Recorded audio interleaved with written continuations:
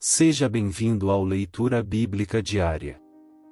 Hoje terminaremos a leitura do livro de Atos, do capítulo 23 ao 28. Senhor nosso Deus e Pai, obrigado por mais este dia de vida, lhe pedimos sabedoria e entendimento da Tua Palavra, em nome de Jesus, amém. Capítulo 23. Paulo, fixando os olhos no Sinédrio, disse: Meus irmãos, tenho vivido até o dia de hoje com a consciência limpa diante de Deus. Mas Ananias, o sumo sacerdote, mandou aos que estavam perto de Paulo que lhe batessem na boca. Então Paulo lhe disse: Deus há de ferir você, parede branqueada. Você está aí sentado para me julgar de acordo com a lei e, contra a lei, ordena que eu seja agredido? Os que estavam ali perguntaram a Paulo: Você está insultando o sumo sacerdote de Deus? Paulo respondeu: Eu não sabia, irmãos, que ele é sumo sacerdote. Porque está escrito: Não fale mal de uma autoridade do seu povo. Como Paulo sabia que uma parte do sinédrio se compunha de saduceus e outra, de fariseus, exclamou: Irmãos, eu sou fariseu, filho de fariseus. Estou sendo julgado por causa da esperança e da ressurreição dos mortos. Ditas estas palavras, começou uma grande discussão entre fariseus e saduceus, e o sinédrio se dividiu. Pois os saduceus dizem que não há ressurreição, nem anjo, nem espírito, ao passo que os fariseus admitem todas essas coisas. Houve, pois, muita gritaria no sinédrio. E, levantando-se alguns escribas que eram do partido dos fariseus, discutiam, dizendo: E não achamos neste homem mal algum. E se, de fato, algum espírito ou anjo falou com ele? Como a discussão ficava cada vez mais intensa, o comandante, temendo que Paulo fosse despedaçado por eles, mandou descer a guarda para que o retirassem dali e o levassem para a fortaleza. Na noite seguinte, o Senhor, pondo-se ao lado de Paulo, disse: Coragem! Pois assim como você deu testemunho a meu respeito em Jerusalém, é necessário que você testemunhe também em Roma. Quando amanheceu, os judeus se reuniram e juraram que não haviam de comer, nem beber, enquanto não matassem Paulo. Eram mais de 40 os que se envolveram nessa conspiração. Estes foram falar com os principais sacerdotes e os anciãos e disseram: Juramos, sob pena de maldição, não comer coisa alguma, enquanto não matarmos Paulo. Por isso, agora, juntamente com o sinédrio, mandei um recado ao comandante para que ele o apresente a vocês, sob o pretexto de que desejam investigar mais acuradamente o caso dele, e nós, antes que ele chegue, estaremos prontos para matá-lo. Mas o filho da irmã de Paulo, tendo ouvido a respeito da trama, entrou na fortaleza e contou tudo a Paulo. Então este, chamando um dos centuriões, disse: Leve este rapaz ao comandante, porque tem algo a dizer. O centurião levou o rapaz ao comandante e disse: O prisioneiro Paulo me chamou e pediu que eu trouxesse à sua presença este rapaz, pois tem algo a dizer ao Senhor. O comandante pegou o rapaz pela mão e, levando-o para um lado, perguntou-lhe: O que você tem para me dizer? Ele respondeu: Os judeus decidiram pedir ao Senhor que, amanhã, apresente Paulo ao sinédrio, sob o pretexto de que desejam fazer uma investigação mais acurada a respeito dele. Não se deixe persuadir, porque mais de 40 deles armaram uma emboscada. Fizeram um pacto de, sob pena de maldição, não comer, nem beber, enquanto não matarem Paulo, e agora estão prontos, esperando que o Senhor prometa atender o pedido deles. Então o comandante despediu o rapaz, recomendando-lhe que não dissesse a ninguém ter-lhe trazido estas informações. Chamando 2 centuriões, ordenou: Tenham de prontidão 200 soldados, 70 cavaleiros e 200 lanceiros para irem até Cesareia a partir das 9 horas da noite. Preparem também animais para fazer Paulo montar e levem-no com segurança ao governador Félix. O comandante escreveu uma carta nestes termos: Cláudio Lísias ao excelentíssimo governador Félix. Saudações. Este homem foi preso pelos judeus e estava prestes a ser morto por eles, quando eu, sobrevindo com a guarda, o livrei, por saber que ele era romano. Querendo certificar-me do motivo por que o acusavam, levei-o ao sinédrio deles. Descobri que ele era acusado de coisas referentes à lei que os rege, mas nada que justificasse morte ou mesmo prisão. Sendo eu informado de que ia haver uma emboscada contra o homem, tratei de enviá-lo imediatamente ao Senhor, intimando também os acusadores a irem dizer, na sua presença, o que eles têm contra ele. Passe bem. Então os soldados, conforme lhes foi ordenado, pegaram Paulo e, durante a noite, o conduziram até Antipátride. No dia seguinte, voltaram para a fortaleza, tendo deixado os cavaleiros encarregados de seguir viagem com ele. Quando estes chegaram a Cesareia, entregaram a carta ao governador e também lhe apresentaram Paulo. Lida a carta, o governador perguntou de que província Paulo era. E, quando soube que era da Cilícia, disse: ouvirei você quando chegarem os seus acusadores. E mandou que ele ficasse preso no pretório de Herodes. Capítulo 24. 5 dias depois, o sumo sacerdote Ananias foi até Cesareia com alguns anciãos e com um certo orador, chamado Tértulo, os quais apresentaram ao governador a sua acusação contra Paulo. Depois que Paulo foi chamado, Tértulo passou a acusá-lo, dizendo: Excelentíssimo Félix, tendo nós desfrutado de paz perene por meio do Senhor e tendo sido feitas, por seu providente cuidado, notáveis reformas em benefício deste povo, sempre e em todos os lugares, reconhecemos isto com profunda gratidão. Entretanto, para não deter o Senhor por muito tempo, peço que, de acordo com a sua clemência, nos ouça por alguns instantes. Porque, tendo nós verificado que este homem é uma peste e promove desordens entre os judeus do mundo inteiro, sendo também o principal agitador da seita dos nazarenos, o qual também tentou profanar o templo, nós o prendemos com o intuito de julgá-lo segundo a nossa lei. Mas, sobrevindo o comandante Lísias, o arrebatou das nossas mãos com grande violência, ordenando que os seus acusadores viessem à presença do Senhor. Se o interrogar, o Senhor mesmo poderá tomar conhecimento de todas as coisas de que nós o acusamos. Os judeus também concordaram na acusação, afirmando que estas coisas eram assim. Quando o governador fez sinal para que Paulo falasse, ele disse: E sabendo que há muitos anos o Senhor é juiz desta nação, sinto-me à vontade para me defender. O Senhor mesmo pode verificar que não se passaram mais de 12 dias desde que fui a Jerusalém para adorar a Deus, e que não me acharam no templo discutindo com ninguém, nem agitando o povo, fosse nas sinagogas ou na cidade. Nem podem provar diante do Senhor as acusações que agora fazem contra mim. Porém confesso ao Senhor que, segundo o caminho, a que chamam seita, assim eu sirvo ao Deus de nossos pais, acreditando em todas as coisas que concordam com a lei e os escritos dos profetas. Tendo esperança em Deus, como também estes a têm, de que haverá ressurreição, tanto de justos como de injustos.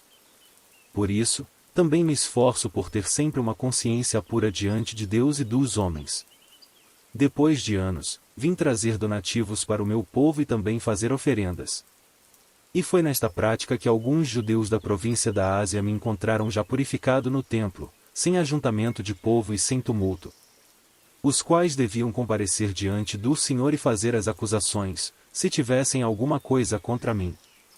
Ou então que estes homens que estão aqui digam que crime acharam em mim, por ocasião do meu comparecimento diante do Sinédrio. Salvo estas palavras que clamei, estando entre eles, hoje estou sendo julgado por vocês por causa da ressurreição dos mortos. Então Félix, conhecendo mais acuradamente as coisas relacionadas com o caminho, adiou a causa, dizendo: quando chegar o comandante Lísias, tomarei uma decisão a respeito do caso de vocês. E ordenou ao centurião que conservasse Paulo na prisão, tratando-o com tolerância e não impedindo que os seus próprios o servissem. Passados alguns dias, Félix veio com Drúxila, sua mulher, que era judia. Mandou chamar Paulo e passou a ouvi-lo a respeito da fé em Cristo Jesus. Quando Paulo começou a falar sobre a justiça, o domínio próprio e o juízo vindouro, Félix ficou amedrontado e disse: por agora, você pode retirar-se, e, quando eu tiver oportunidade, mandarei chamá-lo. Ao mesmo tempo, esperava que Paulo lhe desse dinheiro.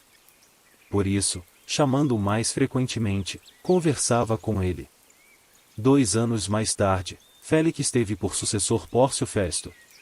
E, como Félix queria assegurar o apoio dos judeus, manteve Paulo encarcerado. Capítulo 25. 3 dias depois de ter assumido o governo da província, Festo saiu de Cesareia e foi para Jerusalém. E, logo, os principais sacerdotes e os maiorais dos judeus lhe apresentaram queixa a respeito de Paulo.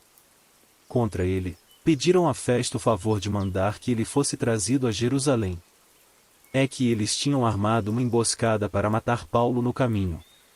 Festo, porém, respondeu que Paulo continuaria preso em Cesareia e que ele mesmo, muito em breve, partiria para lá.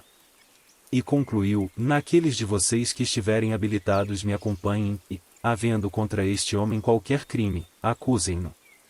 E, não se demorando entre eles mais de 8 ou 10 dias, foi para Cesareia. No dia seguinte, assentando-se no tribunal, ordenou que Paulo fosse trazido. Quando Paulo chegou, os judeus que tinham vindo de Jerusalém ficaram em volta dele, fazendo muitas e graves acusações contra ele, as quais, entretanto, não podiam provar. Então Paulo, defendendo-se, disse: nenhum pecado cometi contra a lei dos judeus, nem contra o templo, nem contra César. Então Festo, querendo assegurar o apoio dos judeus, perguntou a Paulo: você gostaria de ir a Jerusalém e ser ali julgado por mim a respeito destas coisas? Paulo respondeu: estou diante do tribunal de César, onde convém que eu seja julgado. Não fiz mal nenhum aos judeus, como o Senhor sabe muito bem. Se de fato pratiquei algum mal ou crime digno de morte, estou pronto para morrer. Se, pelo contrário, não são verdadeiras as coisas de que me acusam, ninguém pode me entregar a eles. Apelo para César. Então Festo, tendo falado com o conselho, respondeu: já que apelou para César você irá. Passados alguns dias, o rei Agripa e Berenice chegaram a Cesareia a fim de saudar Festo. Como se demorassem ali alguns dias, Festo expôs ao rei o caso de Paulo, dizendo: Félix deixou aqui preso certo homem, a respeito de quem os principais sacerdotes e os anciãos dos judeus apresentaram queixa, quando eu estive em Jerusalém, pedindo que o condenasse. Eu lhes disse que não é costume dos romanos condenar quem quer que seja, sem que o acusado tenha presentes os seus acusadores e possa defender-se da acusação. Assim, quando eles vieram para cá, sem nenhuma demora, no dia seguinte, assentando-me no tribunal, determinei que o homem fosse trazido. Levantando-se os acusadores, não mencionaram nenhum dos crimes de que eu suspeitava. Traziam contra ele algumas questões referentes à sua própria religião e particularmente a certo morto, chamado Jesus, que Paulo afirma estar vivo. Estando eu perplexo quanto ao modo de investigar estas coisas, perguntei-lhe se queria ir a Jerusalém para ali ser julgado a respeito disso. Mas, havendo Paulo apelado para que ficasse em custódia para o julgamento de César, ordenei que o acusado continuasse detido até que eu enviasse a César. Então Agripa disse a Festo: eu também gostaria de ouvir este homem. Festo respondeu: amanhã você poderá ouvi-lo. De fato, no dia seguinte, vindo Agripa e Berenice, com grande pompa, tendo eles entrado na sala de audiência juntamente com oficiais superiores e homens eminentes da cidade, Paulo foi trazido por ordem de Festo. Então Festo disse: Rei Agripa e todos os senhores aqui presentes, vejam este homem, por causa de quem toda a multidão dos judeus recorreu a mim tanto em Jerusalém como aqui, clamando que não convinha que ele vivesse mais. Porém eu achei que ele não tinha feito nada que fosse passível de morte, entretanto, tendo ele apelado para o imperador, resolvi mandá-lo para lá. No entanto, a respeito dele, nada tenho de mais concreto que possa escrever ao imperador. Por isso, eu o trouxe à presença dos senhores, e especialmente, à sua presença, ó rei Agripa, para que, feita a arguição, eu tenha alguma coisa que escrever. Porque não me parece razoável enviar um preso sem mencionar, ao mesmo tempo, as acusações que existem contra ele. Capítulo 26. A seguir, Agripa, dirigindo-se a Paulo, disse: você está autorizado a falar em sua defesa. Então Paulo, estendendo a mão, passou a defender-se nestes termos: tenho-me por feliz, ó rei Agripa, pelo privilégio de, hoje, na presença do Senhor, poder produzir a minha defesa de todas as acusações que os judeus fazem contra mim. Especialmente porque o Senhor é versado em todos os costumes e questões que há entre os judeus. Por isso, peço que o Senhor me ouça com paciência.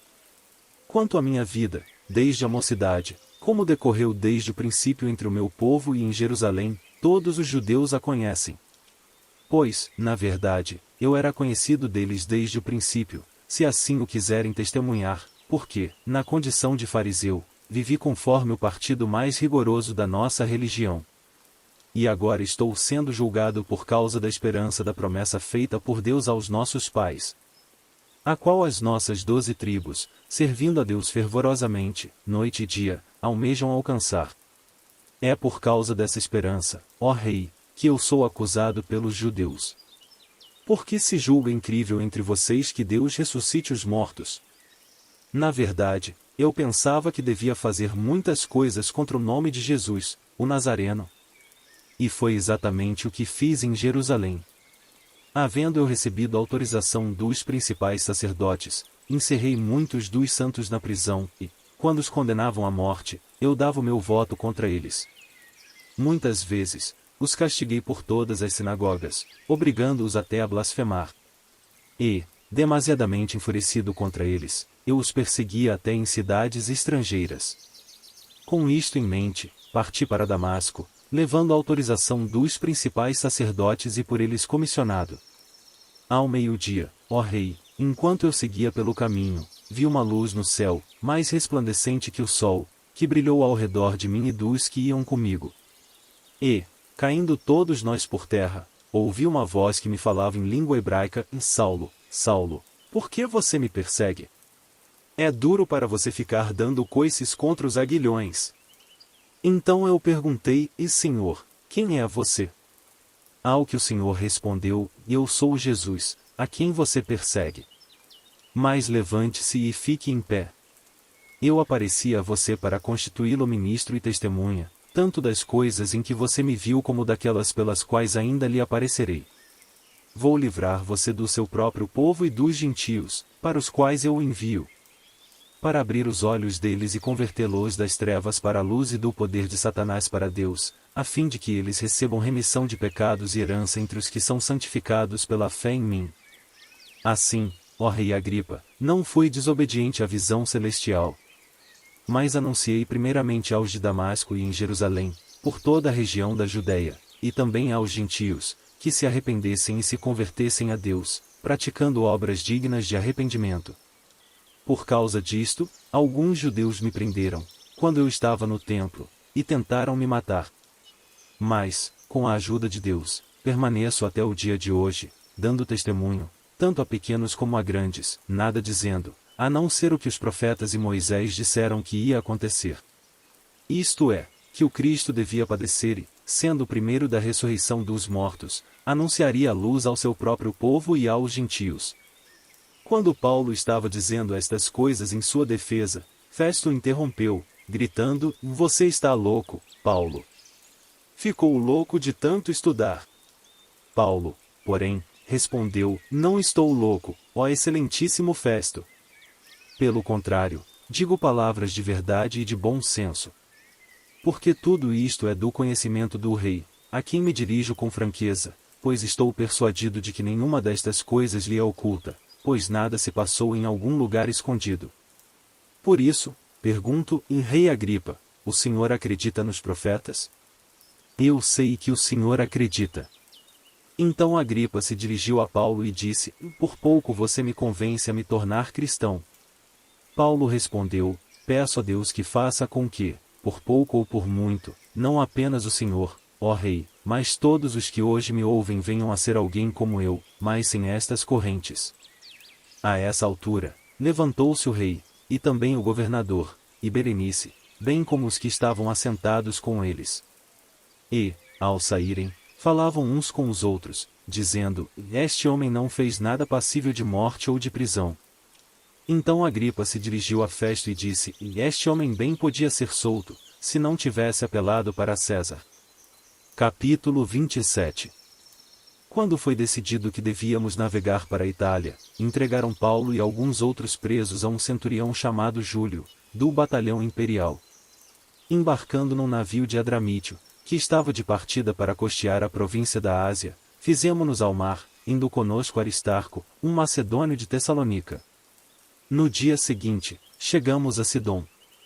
Júlio, tratando Paulo com humanidade, permitiu que ele fosse ver os amigos e obter assistência.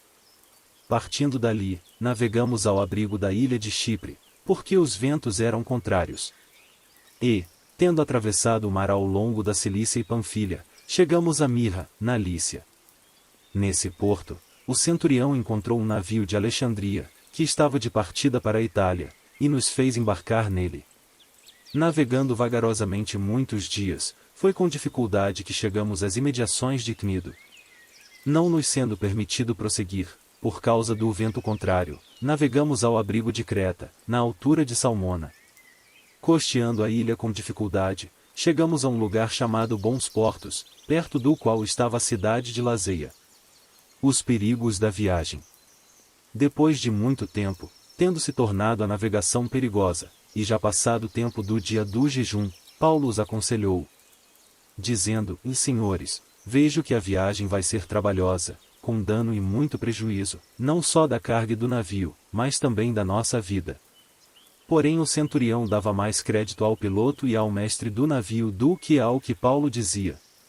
Não sendo porto próprio para invernar, a maioria deles era de opinião que deviam partir dali, para ver se podiam chegar a Fênice e aí passar o inverno, visto ser um porto de Creta, que olha para o noroeste e para o sudoeste. Soprando brandamente o vento sul, e pensando eles ter alcançado o que desejavam, levantaram âncora e foram costeando mais de perto a ilha de Creta. Entretanto, não muito depois, desencadeou-se, do lado da ilha, um tufão de vento, chamado Euroquilão. O navio foi arrastado com violência e, sem poder resistir ao vento, cessamos a manobra e nos fomos deixando levar. Passando ao abrigo de uma ilhota chamada Cauda, com dificuldade conseguimos recolher o bote. Tendo içado o bote, os marinheiros usaram de todos os meios para reforçar o navio com cabos de segurança. E, temendo que fossem encalhar nos bancos de areia de Sirte, desceram as velas e foram à deriva. Açoitados severamente pela tormenta, no dia seguinte começaram a jogar a carga no mar. E, no terceiro dia, nós mesmos, com as próprias mãos, lançamos ao mar a armação do navio. E, não aparecendo, havia já alguns dias, nem sol nem estrelas, caindo sobre nós grande tempestade, dissipou-se, afinal, toda a esperança de salvamento. Havendo todos estado muito tempo sem comer, Paulo, pondo-se em pé no meio deles, disse: Senhores, na verdade, era preciso terem me atendido e não partir de Creta, para evitar este dano e perda. Mas agora aconselho que tenham coragem, porque nenhuma vida se perderá, mas somente o navio. Porque, esta mesma noite, um anjo do Deus a quem pertenço e a quem sirvo, esteve comigo, dizendo: Paulo, não tenha medo. É preciso que você compareça diante de César, e eis que Deus, por sua graça, lhe deu todos os que navegam com você. Portanto, senhores, tenham coragem. Pois eu confio em Deus que tudo vai acontecer conforme me foi dito. Porém é necessário que sejamos arrastados para alguma ilha. O naufrágio. Quando chegou a 14ª noite, sendo nós batidos de um lado para outro no mar Adriático, por volta da meia-noite os marinheiros pressentiram que se aproximavam de alguma terra. E, lançando a sonda, viram que a profundidade era de 36 metros. Passando um pouco mais adiante, tornando a lançar a sonda, viram que a profundidade era de 27 metros. E, receosos de que fossemos atirados contra lugares rochosos, lançaram da popa 4 âncoras e oravam para que rompesse o dia. Nisto os marinheiros tentaram escapar do navio. Arriaram o bote no mar, a pretexto de que iam largar âncoras da proa. Paulo disse ao centurião e aos soldados: Se estes não permanecerem a bordo, vocês não poderão se salvar. Então os soldados cortaram os cabos do bote e o deixaram afastar-se. Enquanto amanhecia, Paulo rogava a todos que se alimentassem, dizendo: Hoje é o 14º dia em que, esperando, vocês estão sem comer, não tendo provado nada. Por isso peço que comam alguma coisa, pois disto depende a sobrevivência de vocês. Porque nenhum de vocês perderá nem mesmo um fio de cabelo. Tendo dito isto, pegando um pão, deu graças a Deus na presença de todos, e depois de o partir, começou a comer. Todos ficaram mais animados e se puseram também a comer. Estávamos no navio 276 pessoas ao todo. Refeitos com a comida, aliviaram o navio, jogando trigo no mar. Quando amanheceu, não reconheceram a terra, mas avistaram uma enseada, onde havia uma praia.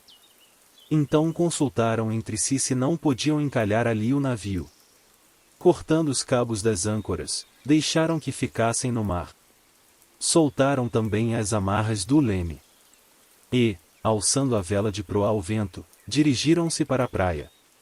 Dando, porém, num lugar onde duas correntes se encontravam, encalharam ali o navio, a proa encravou-se e ficou imóvel, mas a popa se despedaçava pela violência das ondas. O parecer dos soldados era que os presos deviam ser mortos, para que nenhum deles fugisse nadando. Mas o centurião, querendo salvar Paulo, impediu-os de fazer isso. Ordenou que os que soubessem nadar fossem os primeiros a lançar-se ao mar e alcançar a terra. Quanto aos demais, que se salvassem, uns, em tábuas, e outros, em destroços do navio. E foi assim que todos se salvaram em terra. Capítulo 28. Uma vez em terra, verificamos que a ilha se chamava Malta. Os nativos nos trataram com singular humanidade, porque, acendendo uma fogueira, acolheram a todos nós por causa da chuva que caía e por causa do frio. Tendo Paulo ajuntado e atirado à fogueira um feixe de gravetos, uma víbora, fugindo do calor, prendeu-se na mão dele. Quando os nativos viram a víbora pendurada na mão de Paulo, disseram uns aos outros: e certamente este homem é assassino, porque, salvo do mar, a justiça não o deixa viver. Porém ele, sacudindo a víbora no fogo, não sofreu mal nenhum. Mas eles esperavam que Paulo viesse a inchar ou a cair morto de repente. Depois de muito esperar, vendo que nada de anormal lhe acontecia, mudando de opinião, diziam que ele era um deus. Perto daquele lugar havia um sítio que pertencia ao homem principal da ilha, chamado Públio, o qual nos recebeu e hospedou com muita bondade durante 3 dias. Aconteceu que o pai de Públio estava enfermo de disenteria, ardendo em febre. Paulo foi visitá-lo e, orando, impôs-lhe as mãos, e o curou. À vista deste acontecimento, os demais enfermos da ilha vieram e foram curados. Os quais nos distinguiram com muitas honrarias, e, tendo nós de prosseguir viagem, nos puseram a bordo tudo o que era necessário. 3 meses depois, embarcamos num navio de Alexandria, que tinha passado o inverno na ilha. O navio tinha por emblema os deuses gêmeos Castor e Pólux. Chegando a Siracusa, ficamos ali 3 dias. Dali, navegando ao longo da costa, chegamos a Régio. No dia seguinte começou a soprar o vento sul e, em 2 dias, chegamos a Puteoli, onde encontramos alguns irmãos que nos pediram que ficássemos com eles 7 dias, e foi assim que nos dirigimos a Roma. Tendo ali os irmãos ouvido notícias nossas, vieram ao nosso encontro até a praça de Ápio e as 3 vendas. Ao vê-los, Paulo deu graças a Deus e sentiu-se mais animado. Uma vez em Roma, Paulo recebeu permissão para morar por sua conta, tendo em sua companhia o soldado que o guardava. 3 dias depois, ele convocou os principais dos judeus. Quando estavam reunidos, Paulo disse: e meus irmãos, apesar de nada ter feito contra o povo ou contra os costumes paternos, vim preso desde Jerusalém, entregue nas mãos dos romanos. Estes, depois de me interrogarem, quiseram soltar-me, porque não encontraram em mim nenhum crime passível de morte. Diante da oposição dos judeus, fui obrigado a apelar para César, não tendo eu, porém, nada de que acusar o meu povo.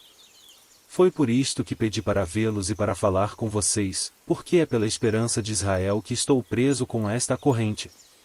Então eles lhe disseram: e nós não recebemos da Judéia nenhuma carta que falasse a respeito de você. Também não veio qualquer dos irmãos que nos anunciasse ou dissesse algo de mal a seu respeito. Mas gostaríamos de ouvir o que você pensa, porque sabemos que em todos os lugares essa seita é contestada. Tendo eles marcado um dia, foram em grande número ao encontro de Paulo no lugar onde ele residia. Então, desde a manhã até a tarde, lhes fez uma exposição em testemunho do reino de Deus, procurando persuadi-los a respeito de Jesus, tanto pela lei de Moisés como pelos profetas. Houve alguns que ficaram persuadidos pelo que Paulo dizia, outros, porém, continuaram incrédulos. E, havendo discordância entre eles, começaram a ir embora. Mas, antes que saíssem, Paulo disse estas palavras: Bem falou o Espírito Santo aos pais de vocês, por meio do profeta Isaías, quando disse: Vá a este povo e diga, e ouvindo, vocês ouvirão e de modo nenhum entenderão, vendo, vocês verão e de modo nenhum perceberão. Porque o coração deste povo está endurecido, ouviram com os ouvidos tapados e fecharam os olhos, para não acontecer que vejam com os olhos, ouçam com os ouvidos, entendam com o coração, se convertam e sejam por mim curados. E Paulo concluiu: portanto, fiquem sabendo que esta salvação que Deus oferece foi enviada aos gentios. E eles a ouvirão. Ditas estas palavras, os judeus foram embora, tendo entre si grande discussão. Durante 2 anos, Paulo permaneceu na sua própria casa, que tinha alugado, onde recebia todos os que o procuravam. Pregava o reino de Deus, e, com toda a ousadia, ensinava as coisas referentes ao Senhor Jesus Cristo, sem impedimento algum. Espero que essa palavra de Deus possa lhe abençoar hoje. Ficamos por aqui, que Deus te abençoe.